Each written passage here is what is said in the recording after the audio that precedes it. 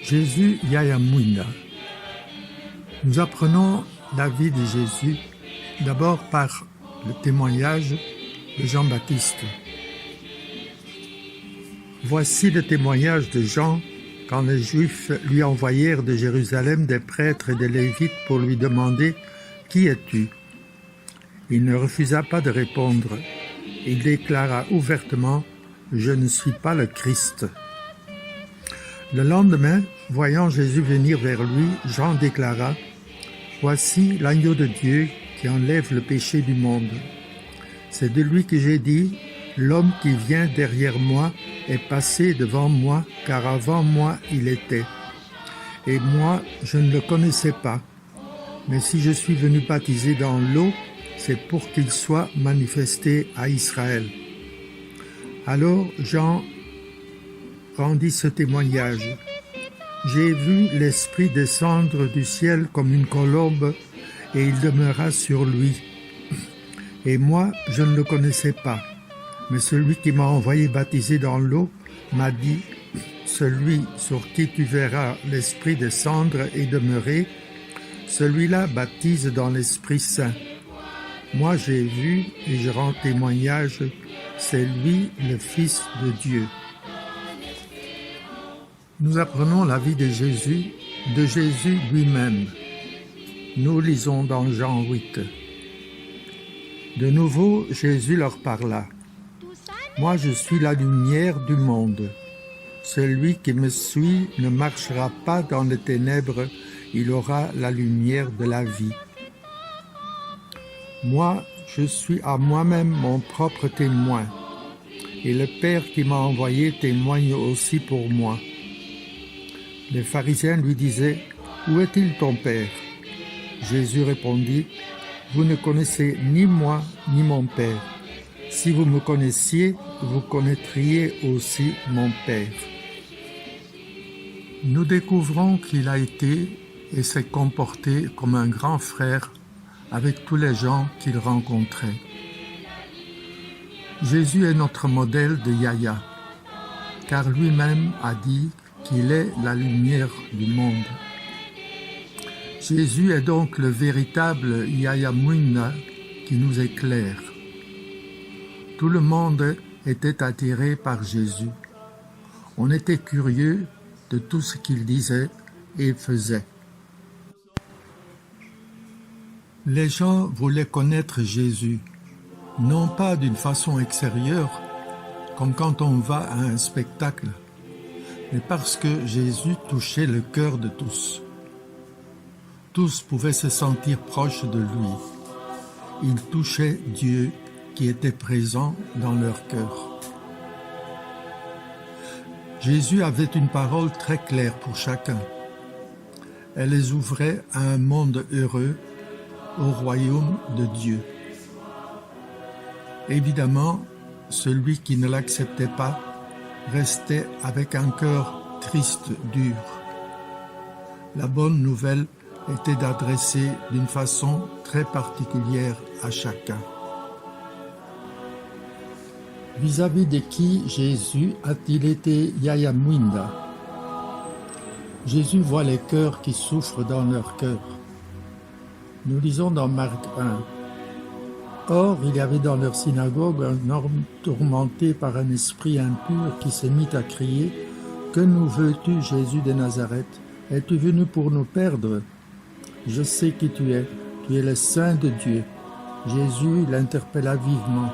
« Tais-toi, sors de cet homme. » L'esprit impur le fit entrer en convulsion, puis poussant un grand cri sortit de lui. Ils furent tous frappés de stupeur et se demandaient entre eux « Qu'est-ce que cela veut dire ?» Voilà un enseignement nouveau donné avec autorité. Il commande même aux esprits impurs et ils lui obéissent. Sa renommée se répandit aussitôt partout dans toute la région de la Galilée. Nous lisons dans Marc 5, un homme sorti du tombeau. Comme Jésus sortait de la barque, aussitôt un homme possédé d'un esprit impur s'avança depuis les tombes à sa rencontre. Il habitait dans les tombeaux et personne ne pouvait plus l'attacher, même avec une chaîne. En effet, on l'avait souvent attaché avec des fers aux pieds et des chaînes, mais il avait rompu les chaînes, brisé les fers, et personne ne pouvait le maîtriser. Sans arrêt, nuit et jour, il était parmi les tombeaux, sur les collines, à crier et à se blesser avec des pierres. Voyant Jésus de loin, il accourut, se prosterna devant lui et cria d'une voix forte. « Que me veux-tu, Jésus, Fils de Dieu très haut? Je t'adjure par Dieu, ne me tourmente pas. » Jésus lui disait en effet, « Esprit impur, sors de cet homme. » Et il lui demandait, « Quel est ton nom ?» L'homme lui dit, « Mon nom est Légion, car nous sommes beaucoup. » Nous lisons dans Marc chapitre 9, un enfant tourmenté par un mauvais esprit.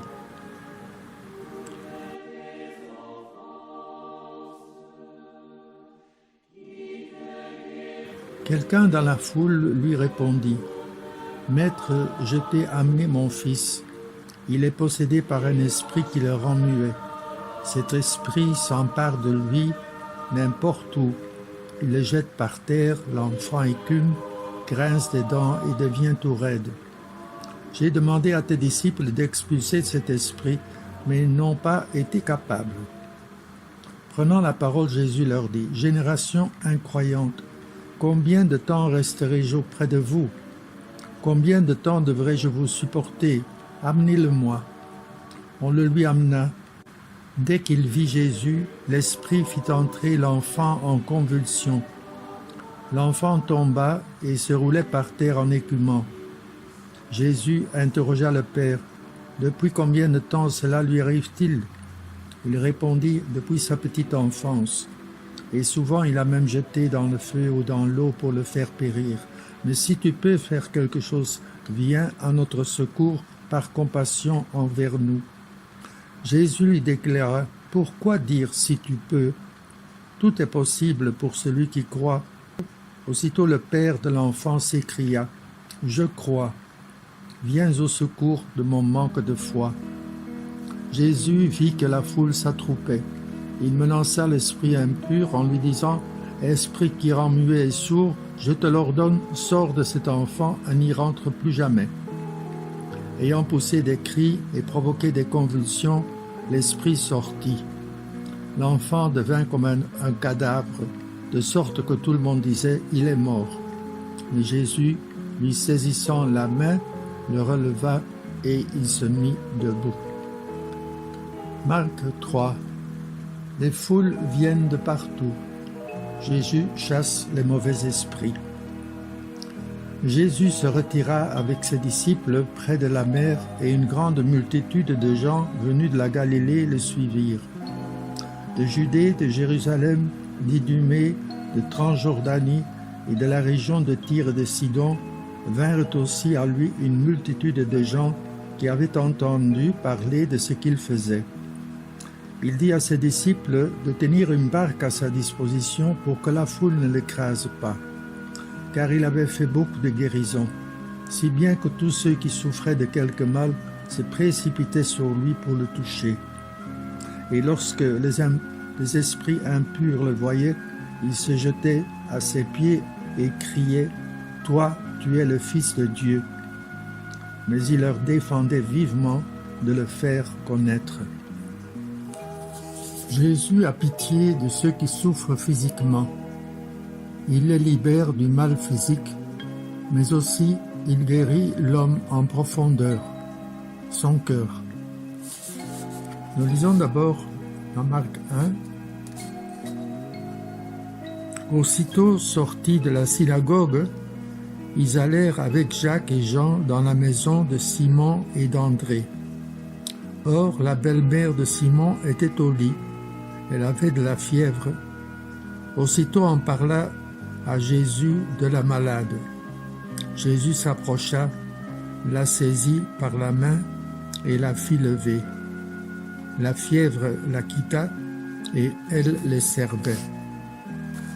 Nous continuons avec un lépreux qui vint vers Jésus. Un lépreux vient auprès de lui.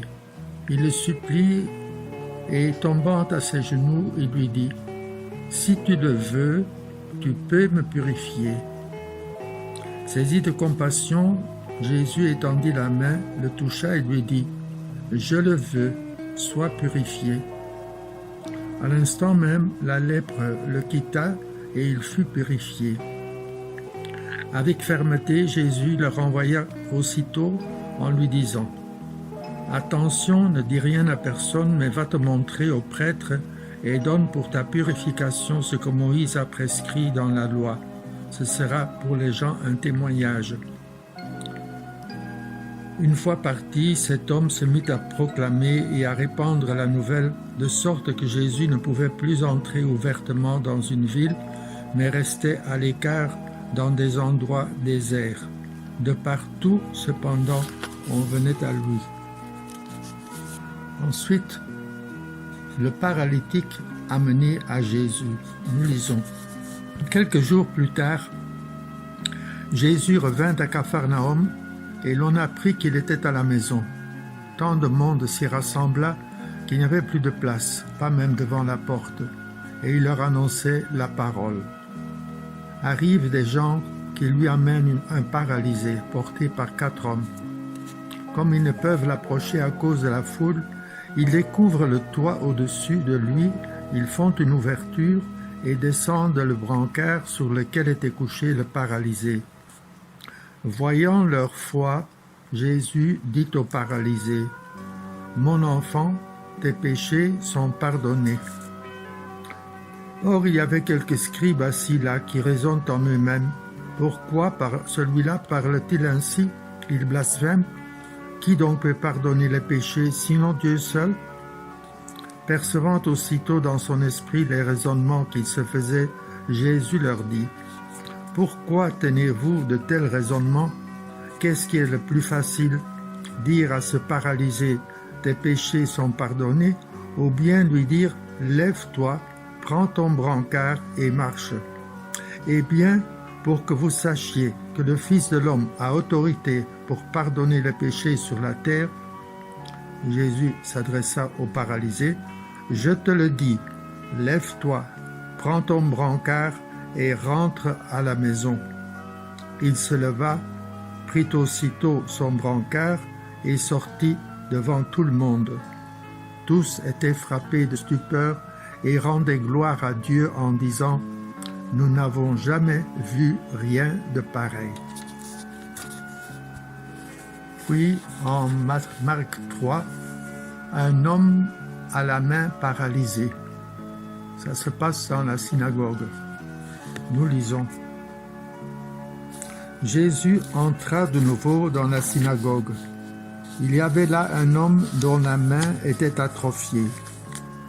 On observait Jésus pour voir s'il guérirait le jour du sabbat, ceci afin de pouvoir l'accuser. Il dit à l'homme qui avait la main atrophiée, « Lève-toi, viens au milieu. » Et s'adressant aux autres, « Est-il permis le jour du sabbat de faire le bien ou de faire le mal, de sauver une vie ou de tuer ?» Mais eux se taisaient. Alors, promenant sur eux un regard de colère, navré de l'endurcissement de leur cœur, il dit à l'homme, « Étends la main. » Il l'étendit, et sa main redevint normale. Une fois sortis, les pharisiens se réunirent en conseil avec les partisans d'Hérode contre Jésus pour voir comment le faire périr. Ensuite, l'histoire de la femme qui avait des pertes de sang. Marc chapitre 5. Nous lisons. Or, une femme qui avait des pertes de sang depuis 12 ans Elle avait beaucoup souffert du traitement de nombreux médecins et elle avait dépensé tous ses biens sans avoir la moindre amélioration. Au contraire, son état avait plutôt empiré. Cette femme donc, ayant appris de ce qu'on disait de Jésus, vint par derrière dans la foule et toucha son vêtement. Elle se disait, en effet, si je parviens à toucher seulement son vêtement, je serai sauvée. À l'instant, l'hémorragie s'arrêta et elle ressentit dans son corps qu'elle était guérie de son mal. Aussitôt Jésus se rendit compte qu'une force était sortie de lui. Il se retourna dans la foule et il demandait « Qui a touché mes vêtements ?» Ses disciples lui répondirent « Tu vois bien la foule qui t'écrase et tu demandes qui m'a touché. » Mais lui regardait tout autour pour voir celle qui avait fait cela.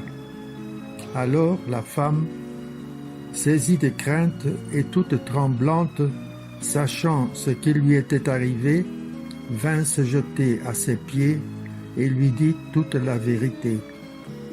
Jésus lui dit alors, « Ma fille, ta foi t'a sauvée, va en paix et sois guérie de ton mal. » Un sourd-muet amené par les autres à Jésus. Nous lisons dans Marc. Des gens lui amènent un sourd qui avait aussi de la difficulté à parler et supplie Jésus de poser la main sur lui. Jésus l'amène à l'écart, loin de la foule, lui mit les doigts dans les oreilles et avec sa salive lui toucha la langue. Puis, les yeux levés au ciel, il soupira et lui dit « Ephata », c'est-à-dire « Ouvre-toi ». Ses oreilles s'ouvrirent, sa langue se délia et il parlait correctement. Alors Jésus leur ordonna de ne rien dire à personne. Mais plus il lui donnait cet ordre, plus ceux-ci le proclamaient. Extrêmement frappé, il disait « Il a bien fait toutes choses. Il fait entendre les sourds et parler les muets. » Un aveugle amené à Jésus à Bethsaïde. Marc chapitre 8. Nous lisons. Jésus et ses disciples arrivent à Bethsaïde. Les gens lui amènent un aveugle et le supplient de le toucher.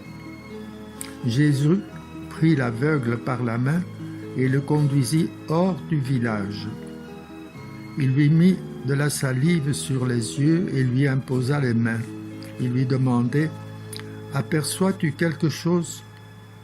Levant les yeux, l'homme disait « J'aperçois les gens. Ils ressemblent à des arbres que je vois marcher. » Puis Jésus de nouveau imposa les mains sur les yeux de l'homme. Celui-ci se mit à voir normalement. Il se trouva guéri et il distinguait tout avec netteté. Jésus le renvoya dans sa maison en disant « Ne rentre même pas dans le village. » Bartimée, un aveugle qui crie vers Jésus. Jésus et ses disciples arrivent à Jéricho. Et tandis que Jésus sortait de Jéricho avec ses disciples et une foule nombreuse, le fils de Timée, Bartimée, un aveugle qui mendiait, était assis au bord du chemin. L'aveugle Bartimée. À Jéricho, il y avait un aveugle appelé Bartimée. Il était mendiant. Chaque jour, il était sur la route pour mendier. Aide-moi, aide-moi, je suis aveugle. Aide-moi, aide-moi, je suis aveugle. Un jour, il avait appris que Jésus passait à Jéricho. Quand il a entendu le bruit, il commence à crier. « Fils de David, sauve-moi! Fils de David, sauve-moi! Fils de David, sauve-moi !» Jésus s'arrêta. Il demanda aux apôtres d'appeler Bartimée. « Appelle-moi cet homme qui crie. Appelle-moi cet homme qui crie. » Bartimée, prends courage, Jésus t'appelle. Bartimée, prends courage, Jésus t'appelle. Bartimée jeta son manteau, il sauta aux pieds de Jésus. Jésus lui demande, Bartimée, que veux-tu? Bartimée répond, Maître, prends pitié de moi. Je vais voir. ta foi t'a guéri, dit Jésus. Bartimée commence à voir, Bartimée loue l'Éternel, Bartimée suit Jésus.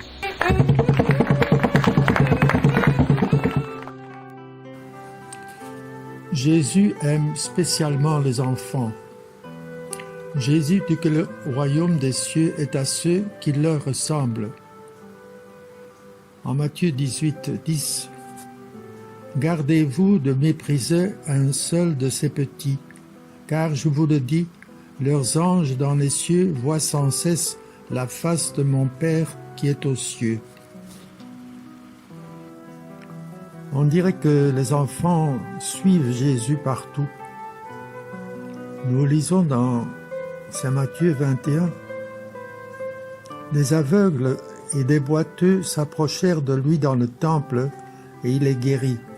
Les grands prêtres et les scribes s'indignèrent quand ils virent les actions étonnantes qu'il avait faites et les enfants qui criaient dans le temple « Hosanna au fils de David ». Ils dirent à Jésus « Tu entends ce qu'ils disent ?» Jésus leur répond « Oui, vous n'avez donc jamais lu dans l'Écriture, de la bouche des enfants, des tout-petits, tu as fait monter une louange. » Alors il les quitta et sortit de la ville en direction de Béthanie, où il passa la nuit. Matthieu 9, 36-37. Si quelqu'un veut être le premier, qu'il soit le dernier de tous et le serviteur de tous. Prenant alors un enfant, il le plaça au milieu d'eux, l'embrassa et leur dit, « Quiconque accueille en mon nom un enfant comme celui-ci, c'est moi qui l'accueille. Et celui qui m'accueille, ce n'est pas moi qui l'accueille, mais celui qui m'a envoyé. Celui qui fait tomber dans le péché un de ces petits qui croient en moi. » Nous lisons dans Marc 9. Celui qui est un scandale, une occasion de chute pour un seul de ces petits qui croient en moi, mieux vaudrait pour lui qu'on lui attache au cou une de ces meules qui tournent les ânes et qu'on le jette à la mer. Et Matthieu 10, 42. Et celui qui donnera à boire, même un simple verre d'eau fraîche, à l'un de ces petits en sa qualité de disciple, Amen, je vous le dis, non, il ne perdra pas sa récompense.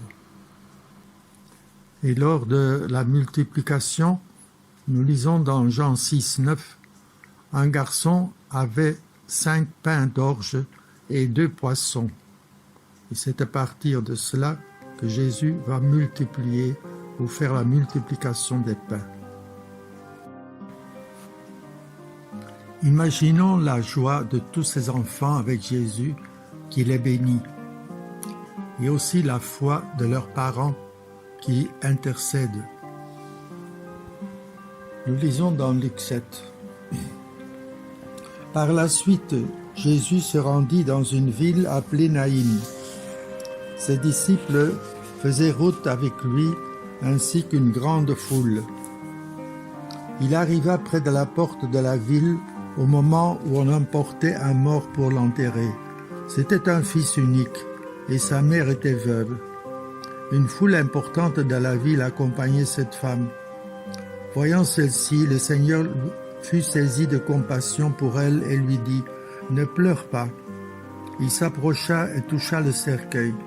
Les porteurs s'arrêtèrent et Jésus dit « Jeune homme, je te l'ordonne, lève-toi ».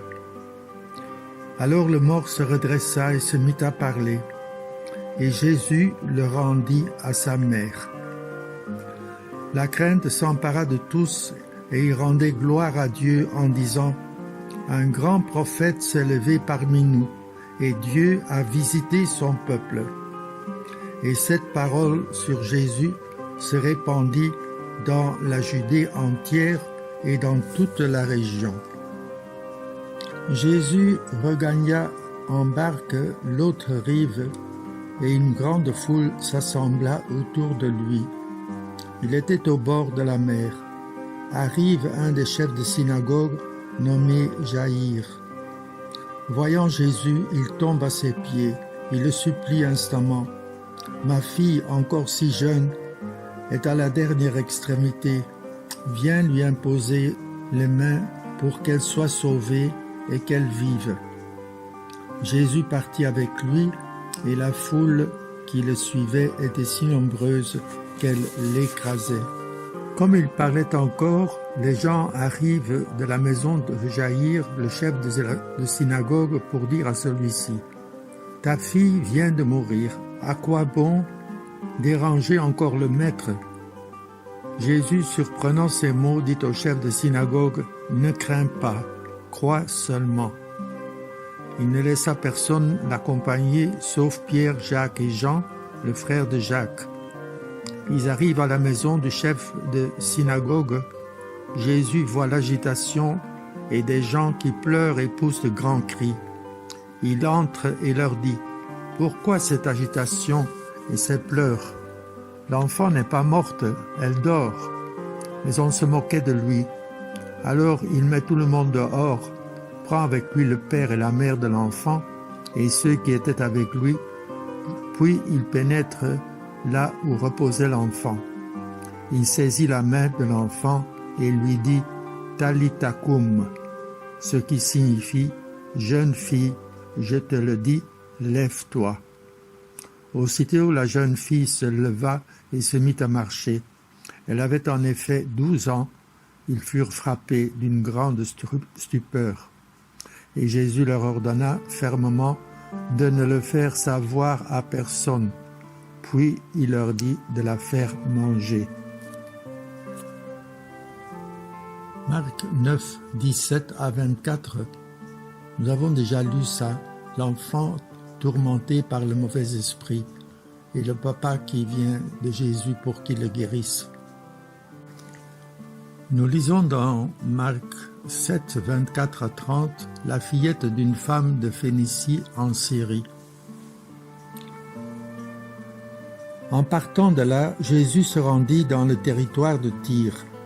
Il était entré dans une maison et ne voulait pas qu'on le sache, mais il ne put rester inaperçu. Une femme entendit aussitôt parler de lui. Elle avait une petite fille possédée par un esprit impur. Elle vint se jeter à ses pieds. Cette femme était païenne, syrophénicienne de naissance, et elle lui demandait d'expulser le démon hors de sa fille.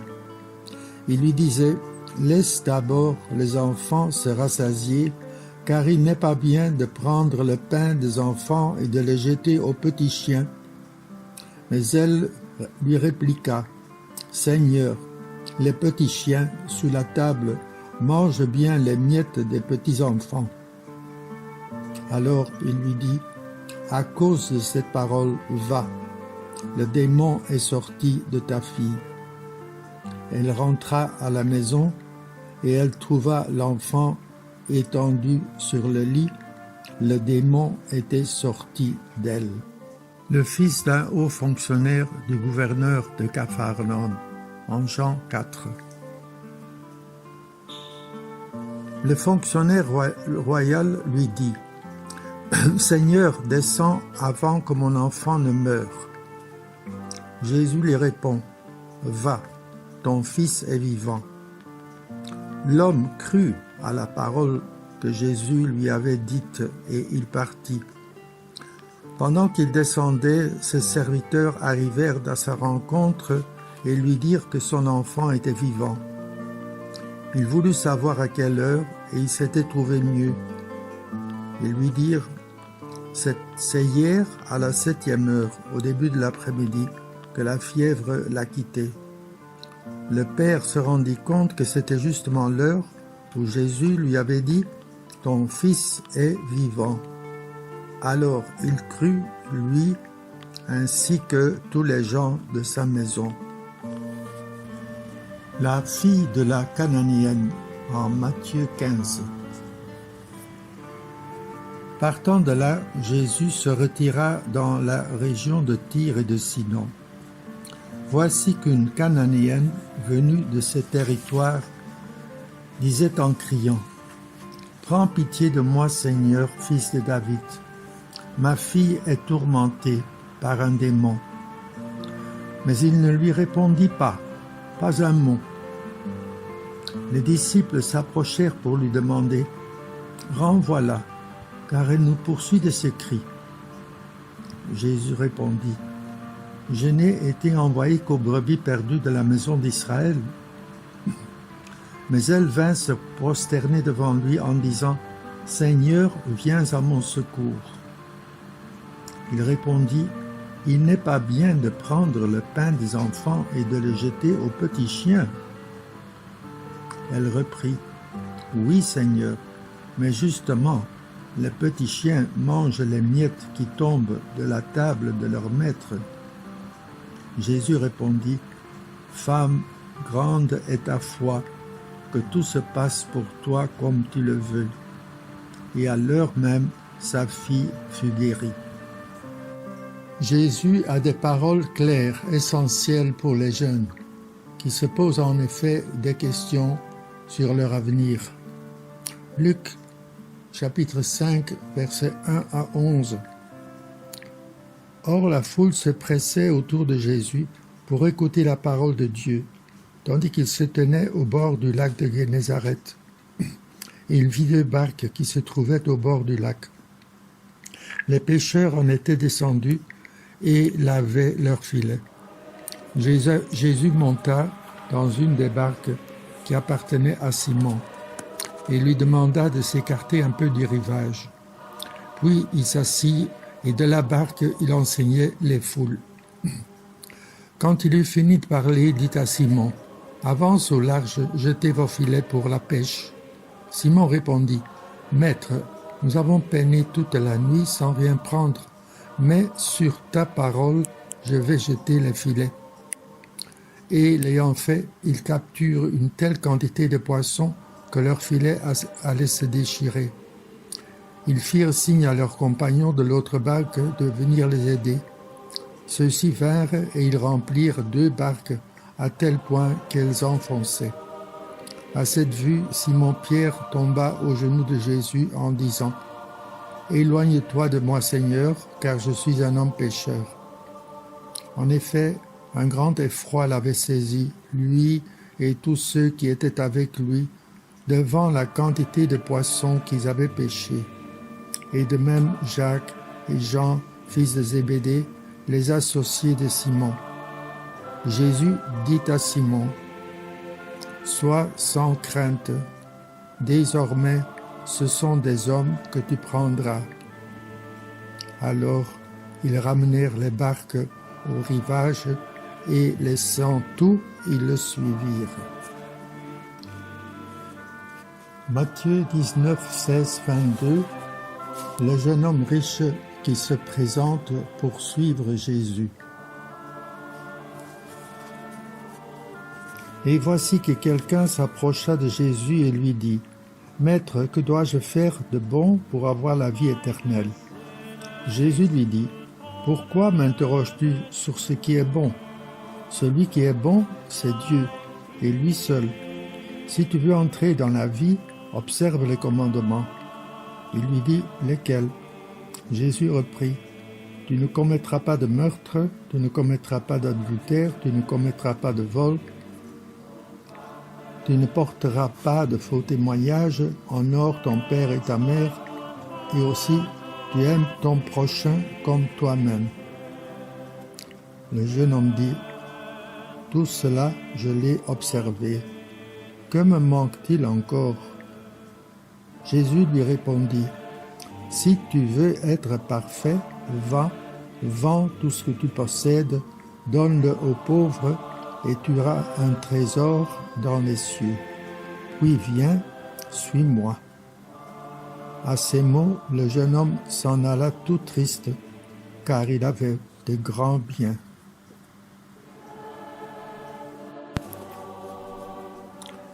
Jésus emploie des situations que les jeunes comprennent pour faire comprendre d'autres réalités du royaume des dieux. Luc 15, 11, 32, le fils perdu est retrouvé pardonné.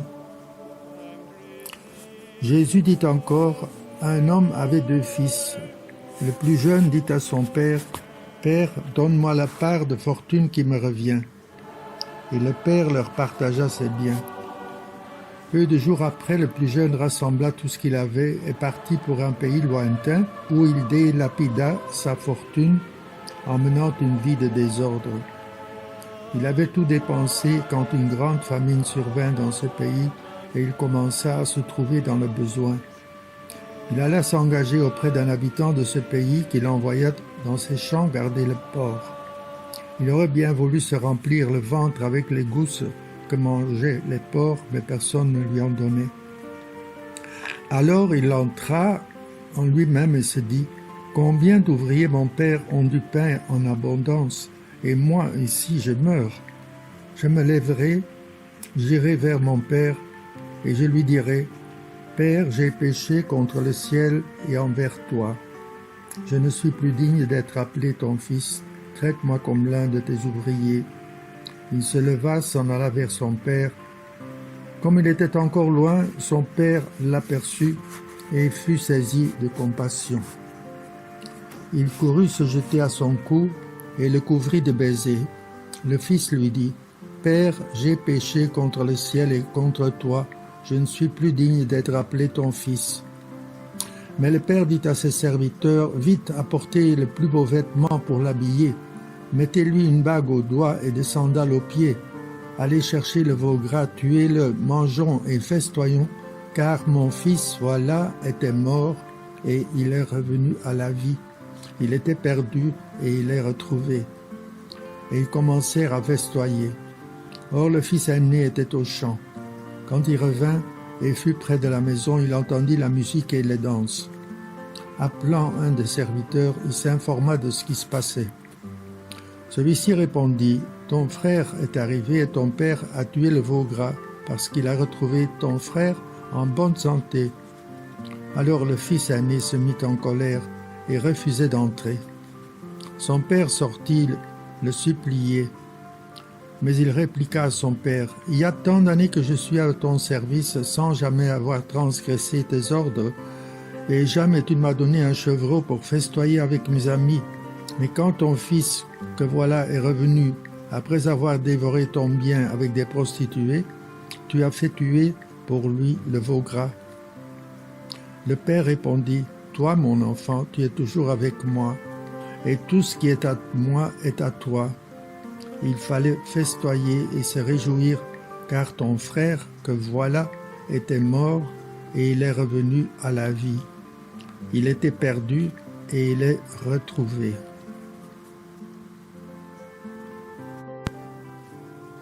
Matthieu 21, versets 28 à 32, on demande aux 2 fils d'aller au champ. Quel est votre avis? Un homme avait 2 fils. Il vint trouver le premier et lui dit, « Mon enfant va travailler aujourd'hui à la vigne. » Celui-ci répondit, « Je ne veux pas. » Mais ensuite il s'était repenti et il y alla. Puis le père alla trouver le second, lui parla de la même manière. Celui-ci répondit, « Oui, Seigneur. » Et il n'y alla pas. Lequel des 2 a fait la volonté du Père? Ils lui répondirent, « Le premier. » Jésus leur dit, « Amen, je vous le déclare. Les publicains et les prostituées vous précèdent dans le royaume de Dieu. Car Jean le Baptiste est venu à vous sur le chemin de la justice, et vous n'avez pas cru à sa parole, mais les publicains et les prostituées y ont cru. Tandis que vous, après avoir vu cela, vous ne vous êtes même pas repentis plus tard pour croire en sa parole. »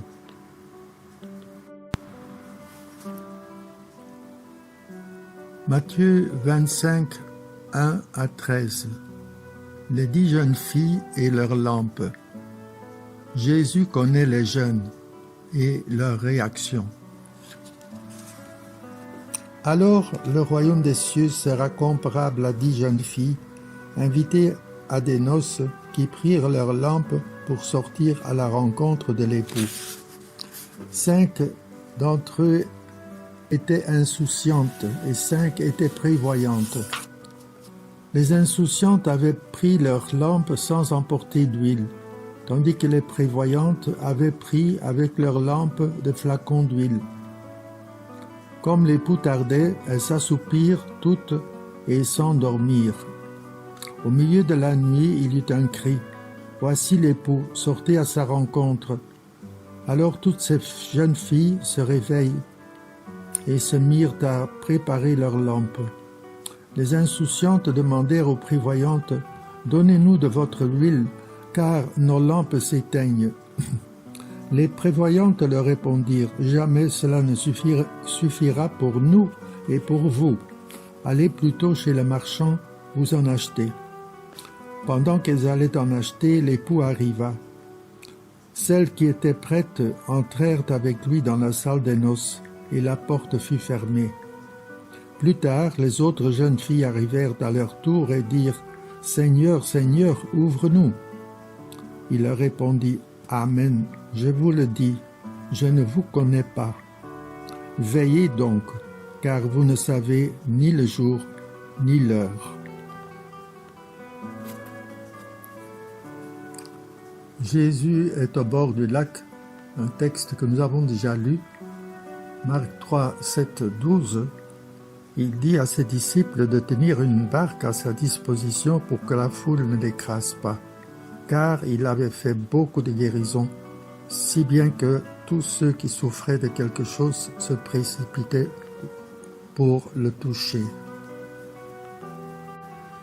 Dans Marc, les chapitres 5 à 7 et le sermon sur la montagne, il y a différents sujets dont il parle. Il y a d'abord les béatitudes. Heureux les cœurs pauvres, car le royaume des cieux est à eux. Heureux ceux qui pleurent.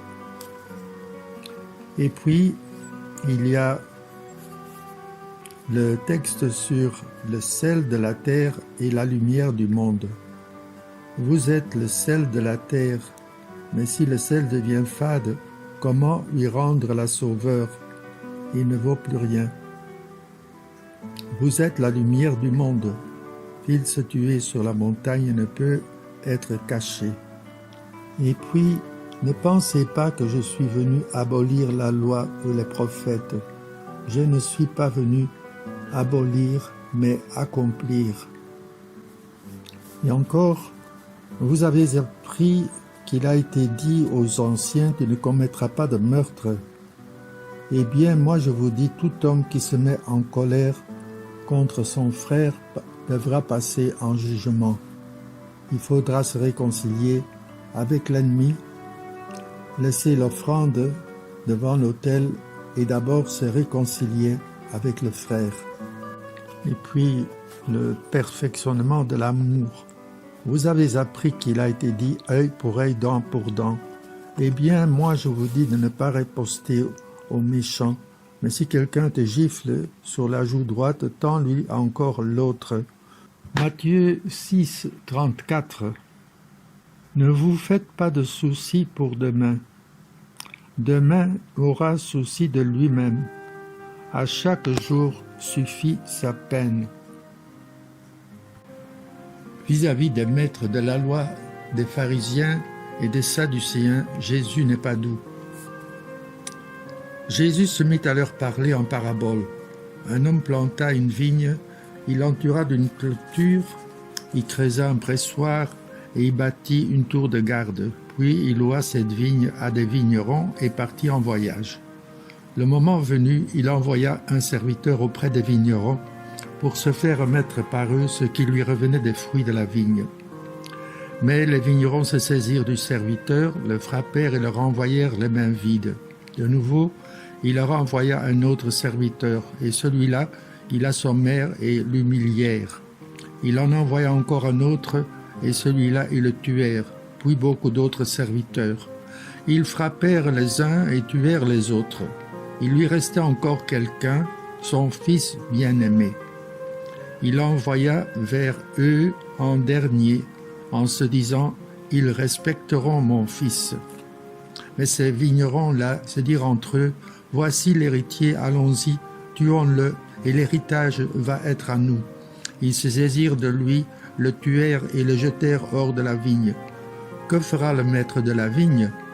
Il viendra faire périr les vignerons et donnera la vigne à d'autres. N'avez-vous pas lu ce passage de l'Écriture? La pierre qu'ont rejetée les bâtisseurs est devenue la pierre d'angle. C'est là l'œuvre du Seigneur, la merveille devant nos yeux. Les chefs du peuple cherchaient à arrêter Jésus, mais ils eurent peur de la foule. Ils avaient bien compris en effet qu'il avait dit la parabole à leur intention. Ils le laissèrent donc et s'en allèrent. Nous lisons dans le chapitre 23 de saint Matthieu. « Malheureux êtes-vous, scribes et pharisiens hypocrites, parce que vous fermez à clé le royaume des cieux devant les hommes. Vous-même en effet n'y entrez pas, et vous ne laissez pas entrer ceux qui veulent entrer. Malheureux êtes-vous, scribes et pharisiens hypocrites, parce que vous parcourez la mer et la terre pour faire un seul converti, et quand c'est arrivé, vous faites de lui un homme voué à la géhenne 2 fois pire que vous.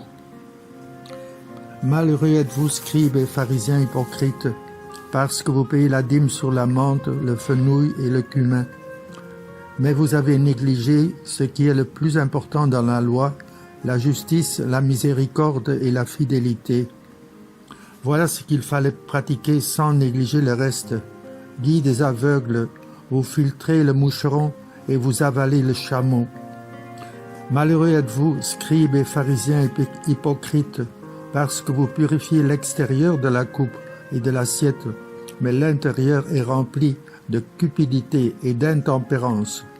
Pharisiens aveugles, purifie d'abord l'intérieur de la coupe, afin que l'extérieur aussi devienne pur. Malheureux êtes-vous, scribes et pharisiens hypocrites, parce que vous ressemblez à des sépulcres blanchis à la chaux. À l'extérieur, ils ont une belle apparence, mais l'intérieur est rempli d'ossements et de toutes sortes de choses impures. C'est ainsi que vous, à l'extérieur, pour les gens, vous avez l'apparence d'hommes justes, mais à l'intérieur, vous êtes plein d'hypocrisie et de mal. Jérusalem, Jérusalem, toi qui tues les prophètes et qui lapides ceux qui te sont envoyés, combien de fois ai-je voulu rassembler tes enfants comme la poule rassemble ses poussins sous ses ailes, et vous n'avez pas voulu. Voici que votre temple vous est laissé, il est désert. En effet, je vous le déclare, vous ne me verrez plus désormais, jusqu'à ce que vous disiez, béni soit celui qui vient au nom du Seigneur. Enfin, Saint Jean chapitre 3. Il y avait un homme, un pharisien nommé Nicodème. C'était un notable parmi les Juifs. Il vint trouver Jésus pendant la nuit et il lui dit, « Rabbi, nous le savons, c'est de la part que Dieu que tu es venu, comme un maître qui enseigne, car personne ne peut accomplir les signes que toi tu accomplis si Dieu n'est pas avec lui. » Jésus lui répondit, « Amen, amen, je te le dis, à moins de naître d'en haut, on ne peut voir le royaume de Dieu. » Nicodème lui répliqua, « Comment un homme peut naître quand il est vieux? Peut-il entrer une deuxième fois dans le sein de sa mère et renaître? » Jésus répondit, « Amen, amen, je te le dis, personne, à moins de naître de l'eau et de l'esprit, ne peut entrer dans le royaume de Dieu. Ce qui est né de la chair est chair, ce qui est né de l'esprit est esprit. Ne sois pas étonné si je t'ai dit, il vous faut naître d'en haut. Le vent souffle où il veut. Tu entends sa voix, mais tu ne sais ni d'où il vient, ni où il va. Il en est ainsi pour qui est né du souffle de l'esprit. » Nicodème reprit, « Comment cela peut-il se faire ?» Jésus lui répondit, « Tu es un maître qui enseigne Israël et tu ne connais pas ces choses-là ? Amen, amen, je te le dis. Nous parlons de ce que nous savons. Nous témoignons de ce que nous avons vu. Et vous ne recevez pas notre témoignage. Si vous ne croyez pas lorsque je vous parle des choses de la terre, comment croirez-vous quand je vous parlerai des choses du ciel ? Jésus en face des autorités, tant religieuses et politiques, est clair. Nous lisons dans Saint Jean, le grand prêtre interrogea Jésus sur ses disciples et sur son enseignement. Jésus lui répondit, « Moi j'ai parlé au monde ouvertement. J'ai toujours enseigné à la synagogue et dans le temple, là où les Juifs se réunissent. Et je n'ai jamais parlé en cachette. Pourquoi m'interroges-tu ? Ce que je leur ai dit, demande-le à ceux qui m'ont entendu. Eux savent ce que j'ai dit. » À ces mots, un des gardes qui était à côté de Jésus lui donna une gifle en disant « C'est ainsi que tu réponds au grand prêtre ?» Jésus lui répliqua « Si j'ai mal parlé, montre ce que j'ai dit de mal, mais si j'ai bien parlé, pourquoi me frappes-tu » En face de Pilate, Jésus déclara « Ma royauté n'est pas de ce monde. Si ma royauté était de ce monde, j'aurais des gardes qui se seraient battus pour que je ne sois pas livré aux Juifs. En fait, ma royauté n'est pas d'ici. » Pilate lui dit, « Alors, tu es roi ?» Jésus répondit, « C'est toi-même qui dis que je suis roi. Ou moi, je suis né. Je suis venu dans le monde pour ceci, rendre témoignage à la vérité. Quiconque appartient à la vérité, écoute ma voix. » Jésus est conséquent jusqu'à la fin. Jean 19, 8, 11. Quand Pilate entendit ces paroles, il redoubla de crainte. Il rentra dans le prétoire et dit à Jésus, « D'où es-tu » Jésus ne lui fit aucune réponse. Pilate lui dit alors, « Tu refuses de me parler à moi ? Ne sais-tu pas que j'ai le pouvoir de te relâcher et pouvoir de te crucifier ?» Jésus répondit, « Tu n'aurais aucun pouvoir sur moi si tu ne l'avais reçu d'en haut. C'est pourquoi celui qui m'a livré à toi porte un péché plus grand. » Après avoir entendu ces paroles, comment Jésus a agi et parlé, il est temps pour nous de réfléchir et éventuellement de partager. Moi, je suis Yaya, ou je suis chef, ou cheftaine, ou encadreur. Est-ce que je connais les membres, les enfants ou les jeunes de mon groupe ou mouvement, leur nom, leur adresse, leur famille, quelques aspects de leur petite vie? Je m'adresse plus aux uns que les autres. Je les écoute. J'essaye de les comprendre. Je les accompagne avec amour-souci. Avez-vous le conseil ou comité des parents de votre groupe de formation ou mouvement ou de la pège pastorale des enfants et des jeunes paroissiales?